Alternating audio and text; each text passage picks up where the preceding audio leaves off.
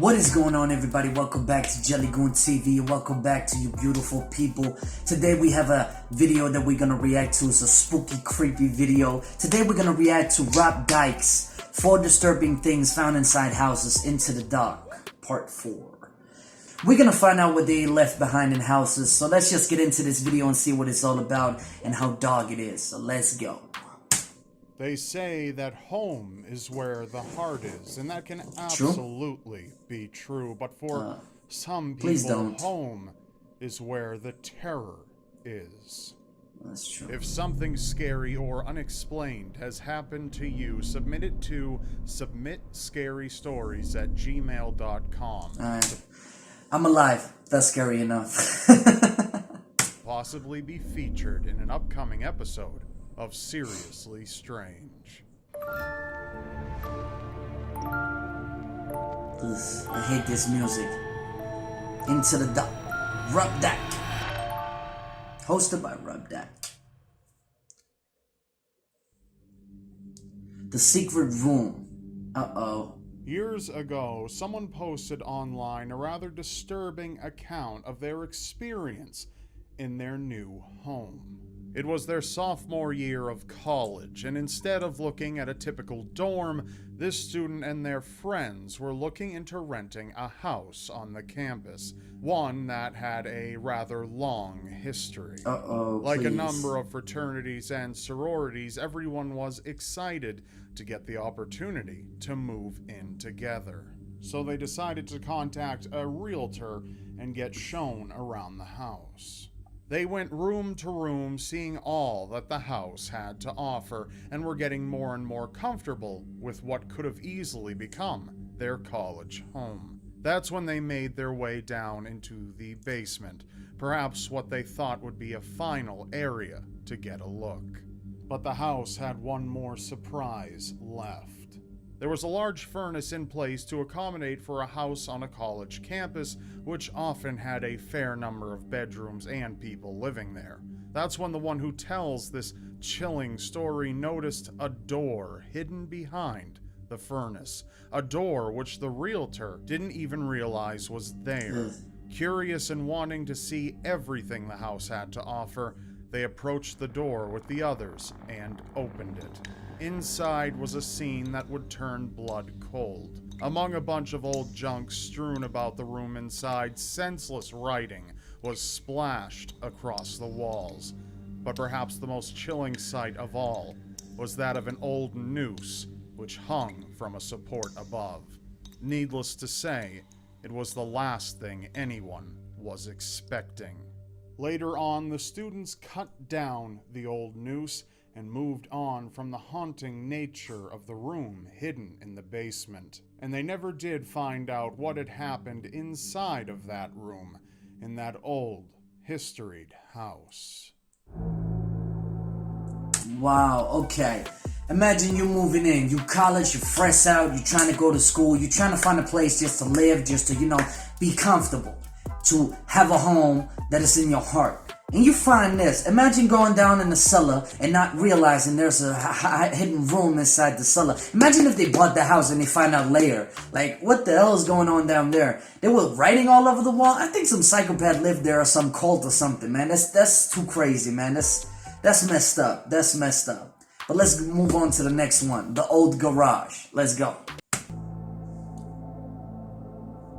The old garage. One man shared online something of a close call that he had when he was younger.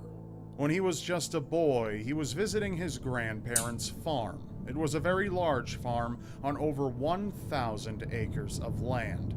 The land was called home by his family for a number of generations, and while visiting, he and his father went to the place where his great-great-grandparents once had a house. And though most of the house was long gone, there was still a lonely garage that remained. The boy was curious as to what was inside the garage, so he went to inspect it. He attempted to open the door to no avail. His father tried to help, but still the door wouldn't budge. It appeared as though it had rusted shut over an extended period of time. So the boy, still wanting to know what was inside, perhaps now even more, looked for a way to peek inside. That's when he found a small hole and put his eye up close to try to solve the mystery. Inside the garage, he found a car. The boy believed it might have been a nice luxury car, so excitedly he told his father, who sort of laughed at the idea of a nice car being locked away in some remote garage in such a sleepy area of the country where people didn't typically drive anything too luxurious at all. The two spent a little more time on their day out before leaving, and around a week later, the boy's father was talking to one of the people that rented a house on the large expanse of land and laughed while telling the renter what his son thought he had seen in the old garage. The renter seemed a little confused because there wasn't supposed to be any vehicle inside that garage. The renter eventually contacted the sheriff, who went to get into the garage and be sure that everything was in order. The sheriff went to investigate and found a lot more than he was expecting. Oh no, Once come on. forcing the door open and looking inside the car, it was discovered that a dead body, that of a teenager, was in the driver's seat, covered in blankets. It was believed that the teenager had frozen to death. He must have wanted to keep himself hidden in the garage, but running the car and closing the garage door wasn't a safe option. But unfortunately, the lingering grasp of a freezing cold night claimed his life. He was a runaway, and his family hadn't known what happened to their son for months. The man still wonders how long it might have taken them to find the body if his curiosity hadn't gotten the better of him that day. Cut, man. Wow, that's crazy. Imagine your boy running away and then you find him in a garage. You don't know where he is and he's dead. Now, I think there must be some kind of wind or some kind of snow and he just went into the garage to get the heat and inside the car, you know, hiding from something. But man, that took his life, man. Rest in peace. That's horrible. That is not good. But this little kid was good at being curious because he actually found a body. He discovered something like a mysterious thing. You know what I mean? He probably just wanted the car and told his dad because he wants the car. You know what I mean? Like, it could be nice to have that car. But the kid didn't even know, man. That's crazy. Man, rest in peace to that young kid. Let's go. Back in the crawl space. Uh-oh. Not a bag in the crawl space. I haven't even been up there, and I don't want to go, man. It's probably some shit up there. Can also lead to up in my attic, you know? Finds. A number of friends were living together some years ago, and while they knew the house like the back of their hands, the basement hadn't gotten very much attention, as basements usually don't when they're unfinished. Oh, the basement, okay. With me is the attic. I've never been up in the attic, so I don't know what's up there, man. Being warmed up and brave from the drinking, that it was finally time to have a real look go down the cellar. What lingered beneath their shared home. So they equipped themselves with some flashlights and ventured down the basement stairs. Down at the far end of the basement, there was an entrance leading into a crawl space that extended out under the front porch. So one of the more daring roommates got down on the floor and dragged himself inside, flashlight leading the way. That's when he encountered something that no one was expecting.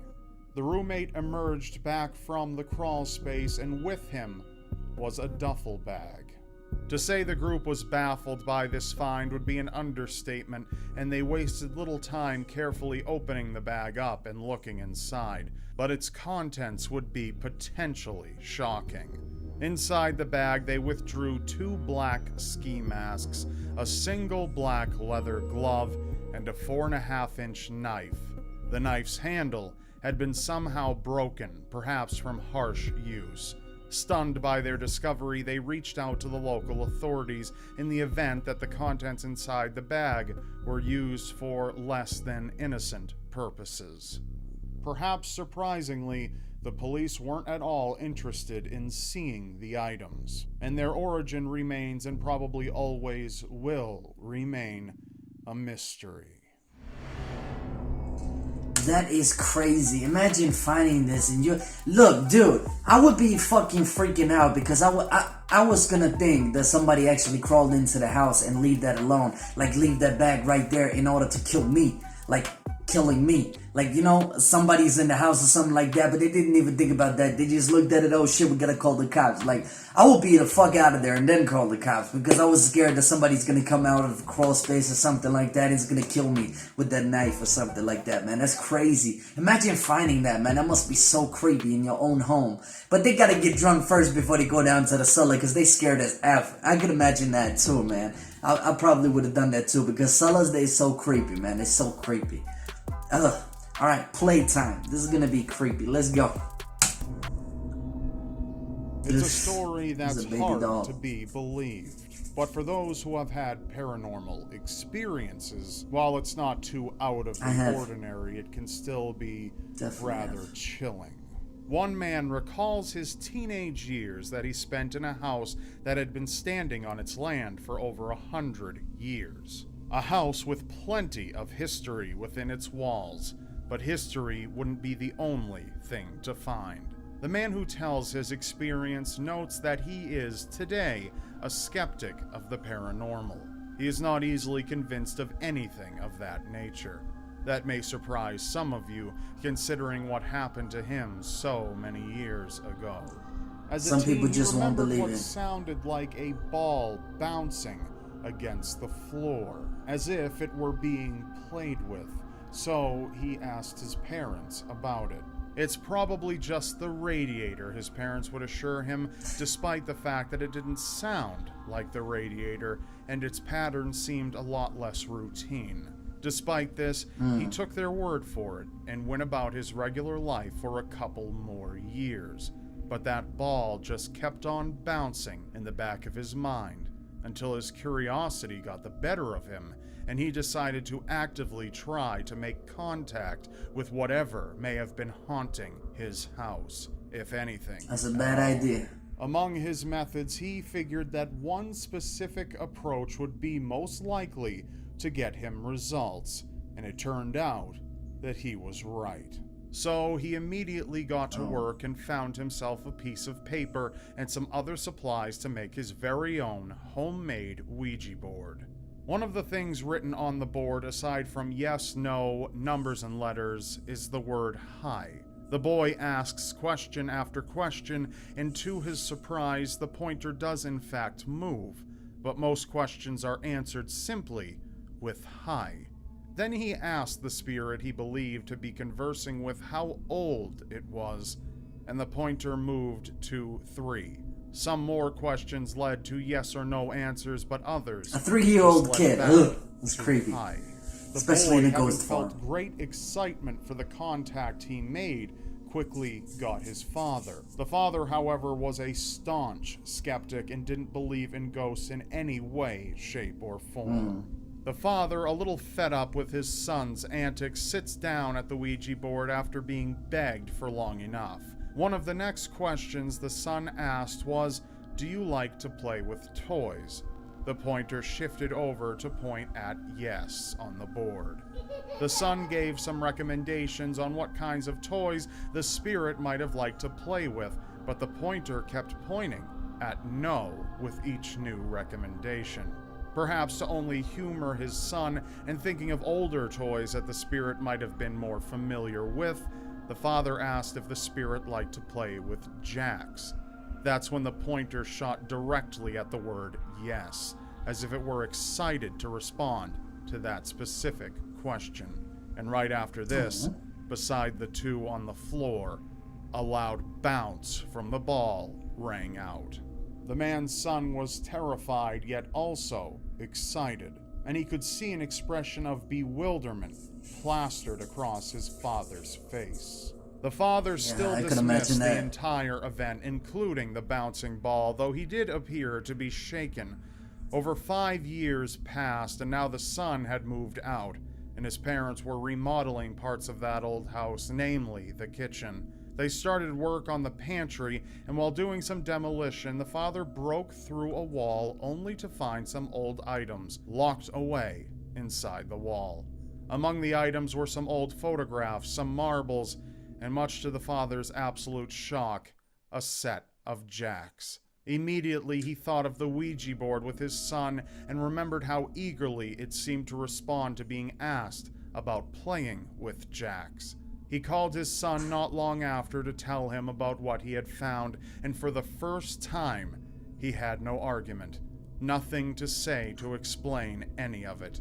To this day, the boy, now a man, still remains a strong skeptic in regards to the paranormal, but he still gets thrown for a loop whenever he thinks of that young spirit and the jacks he likely played with when he was alive so very long ago. That's all for this episode. Remember, you may not believe it, but... Man, can you imagine that you're still a skeptic after you just witnessed that? But I understand why people, they don't believe in ghosts, because ghosts you cannot to see, you cannot to feel, you cannot to do anything. And when something happens, you have to explain it with the natural causes, like something happened. Like, for example, last time my door opened, and I just said to myself, it was probably just the wind, even though I didn't even have the window open, I didn't even have the door open or anything.